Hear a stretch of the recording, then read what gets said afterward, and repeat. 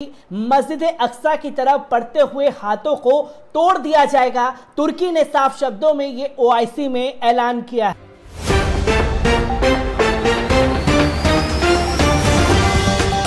पलपल news के news room से मैं हूं आपके साथ नदीम अकरम। आज फिलिस्तीन और इजराइल के बीच क्या कुछ हुआ है उसी को लेकर के पलपल की अपडेट आप लोगों के सामने रखता रहा। पर पलपल की नजर जो लगातार बनी हुई थी वो यूएन और ओआईसी की मीटिंग पर बनी हुई थी, क्योंकि यूएन में भी आज फिलिस्तीन और इजराइल के बीच जो ये युद्ध छिड़ा है उस पर मीटिंग थी। उसकी क्या कुछ बातें निकल करके सामने आई हैं उसे भी अगली रिपोर्ट में आप लोगों के सामने रखूंगा। पर तमाम जो व्यूवर्स हैं वो ओआईसी का क्या कदम रहता है, किस तरीके से इजराइल के खिलाफ कड़ा कदम ओआईसी उठाएगा, इसको लेकर के लोगों को जानने की इच्छुकता थी।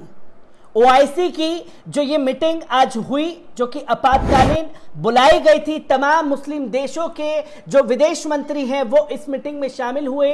वीडियो कॉन्फ्रेंसिंग के जरिए तमाम मुस्लिम देशों ने अपनी अपनी राय रखी और इस ओआईसी की मीटिंग में जो कंक्लूजन निकला वो खासतौर पर फिलिस्तीनियों के हक में निकला और इजराइल को एक कड़ा झटका इस पर लगा है।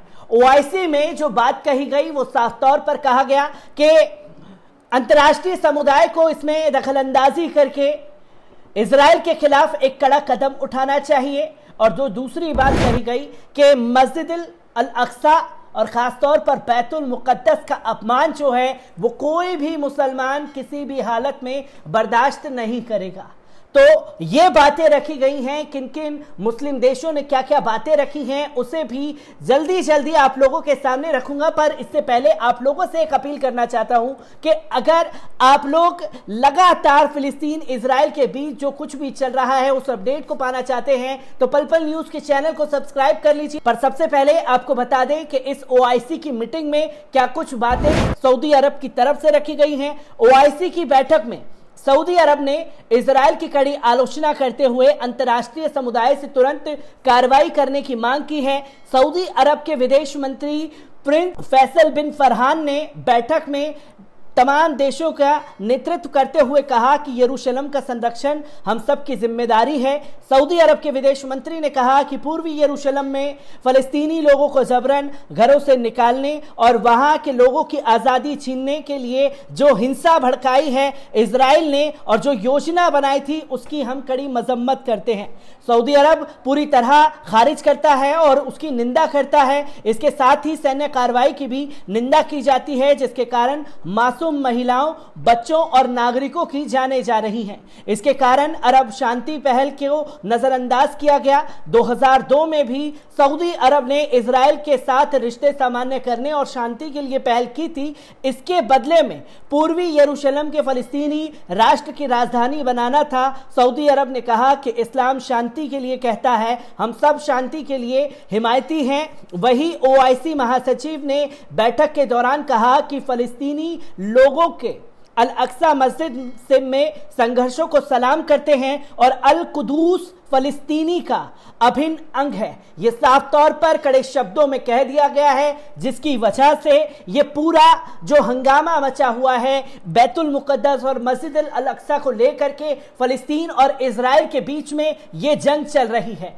इसी के साथ साथ आपको बता दें कि इस मीटिंग में फलस्तीन के विदेश मंत्री भी शामिल हुए और फलस्तीन के विदेश मंत्री ने क्या कुछ कहा है उसे भी जान लेना जरूरी है, क्योंकि ओआईसी की बैठक के दौरान फलस्तीनी क्षेत्र के विदेश मंत्री रियाद अल मलिकी ने इजराइल के साथ रिश्ते सामान्य करने वाले देशों को भी आड़े हाथ लिया है। साफ तौर पर यूएई को उन्होंने फटकार लगाई है। इसमें उन्होंने कहा है कि बिना शांति स्थापित किए और अरब और फलस्तीनी जमीनी पर इजरायली कब्जे को समाप्त किए बिना इजरायली व्यवस्था की ओर भागना, भेदभाव भरे शासन और उसके अपराधों को भागीदारी का समर्थन करना है। इस उपनिवेशिक कब्जे का सामना किया जाना चाहिए और इसे खत्म करना चाहिए। हाल में रिश्ते सामान्य करने की रफ्तार अरब जगत की भावनाओं पर असर नहीं डालेगी या उनका आकलन नहीं बदलेगा। साफ तौर पर फलस्तीन के विदेश मंत्री जो इस मीटिंग में शामिल हुए उन्होंने यूएई के ऊपर सवाल खड़े कर दिए और इजराइल और फलस्तीन के बीच जारी हिंसा में उन देशों को खासी शर्मिंदगी का सामना करना पड़ रहा है जिन्होंने इजराइल से रिश्ते सामान्य करने की कोशिश की थी। इनमें सूडान, मोरक्को, संयुक्त अरब अमीरात और यूएई शामिल है और बहरीन जैसे देश भी शामिल है। साफ तौर पर इस फिलिस्तीन के जो विदेश मंत्री इसमें शामिल हुए, उन्होंने यूएई, बहरीन, मोरक्को और तमाम देशों के विदेश मंत्रियों को आड़े हाथ लिया, क्योंकि इस मीटिंग में वो गद्दार मुस्लिम देश भी शामिल थे जिन्होंने मुसलमानों की पीठ में छुरा घोंपने का काम किया है। इस पर यूएई ने क्या कुछ कहा है। बैठक में यूएई के विदेश मंत्री रिम अल हशीमी भी थे। उन्होंने भी हिंसा को रोकने की मांग की, लेकिन इजराइल के साथ रिश्ते सामान्य करने की आलोचना पर वो कुछ नहीं बोले। ओआईसी की आपात बैठक की मेजबानी सऊदी अरब कर रहा था, हालांकि इसे औपचारिक साधारण रिश्ते नहीं हैं। साफ तौर पर यूएई की जब आलोचना हुई ये कह करके इजराइल के साथ आपके संबंध गहरे हैं और आपने कदम बढ़ाया था, इस पर यूएई ने कोई बयान नहीं दिया, सिर्फ एक शब्द में बात कह करके अपनी बात को खत्म कर दिया कि हम इसकी कड़ी निंदा करते हैं और जो हुआ वो गलत हुआ। इसी के साथ साथ सबकी नजर जो है वो ईरान और तुर्की पर बनी हुई थी। ईरान ने क्या कुछ कहा है इसके बारे में भी जान लीजिए। ईरान के विदेश मंत्री जवाद जरीफ ने आज ओआईसी के विदेश मंत्रियों की वर्चुअल बैठक में भाग लिया। फिलिस्तीन के हालिया परिवर्तनों के संबंध में विदेश मंत्री जवाद जरीफ ने रविवार को इस्लामी सहयोग संगठन के विदेश मंत्रियों की वर्चुअल बैठक में भाग लिया। इससे पहले ईरान के विदेश मंत्री ने ओआईसी के महासचिव के साथ टेलीफोन पर बात की थी। इस्लामी गणतंत्र ईरान फिलिस्तीनियों का समर्थन करता आया है और आगे भी करता रहेगा। ये कड़े शब्दों में ओआईसी में ये बात ईरान ने कर दी है। चाहे जैसी भी मदद होगी वो फिलिस्तीनियों की करते रहेंगे और आगे भी करते रहेंगे, ताकि इसके लिए कोई भी ये रोक टोक ना करे कि आपने मदद क्यों की। तो ईरान का जवाब जो है वो असल में इजराइल के लिए बड़ा झटका है और इससे जबरदस्त तरीके से जो है तुर्की पर सबकी नजर बनी हुई थी। तुर्की के जो विदेश मंत्री इसमें शामिल हुए, उन्होंने अपने शब्दों की शुरुआत जो की मस्जिद अक्सा की तरफ पढ़ते हुए हाथों को तोड़ दिया जाएगा। तुर्की ने साफ शब्दों में ये ओआईसी में ऐलान किया है।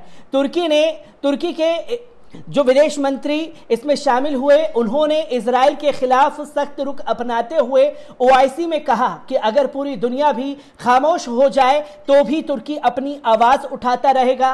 बैतुल मुकद्दस, मस्जिद अक्सा मुसलमानों के साथ साथ ईसाइयों और यहूदियों के लिए भी पवित्र स्थल है, जहां इजराइल नामी दहशतगर्द रियायत में ने अमानवीयता की तमाम हदें पार कर ली हैं।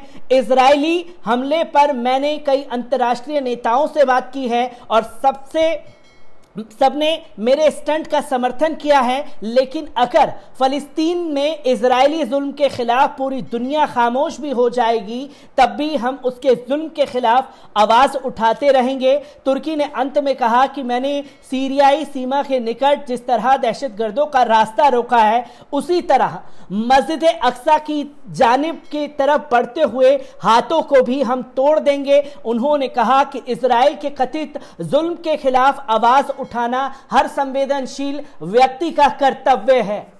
तो तुर्की के स्टैंड पर सबकी नजर बनी हुई थी और तुर्की ने उतने ही जबरदस्त तरीके से ओआईसी की इस मीटिंग में अपनी बात को रखा। तमाम देशों की प्रतिक्रिया आप लोगों के सामने रखी कि किसने क्या कुछ कहा, किसने क्या नहीं कहा, क्योंकि इसमें आज वो मुस्लिम चेहरे और वो मुस्लिम देश पूरी तरीके से बेनकाब हो चुके हैं, जो सामने से तो ये दिखाते हैं कि हम मुसलमानों के साथ हैं, पर अंदर खाने से जो मुसलमानों के ऊपर जुल्म ढा रहा है इजराइल यानी कि बेंजामिन नेतन्याहू के साथ अपने अच्छे संबंध करने पर तुले हुए हैं। ओआईसी की मीटिंग की तमाम देशों की तरफ से जो प्रतिक्रिया जो बातें रखी गई उसे आप लोगों के सामने रखा और ऐसे ही तमाम खबरों को आप लोगों के सामने रखता रहूंगा। दीजिए इजाजत, शुक्रिया।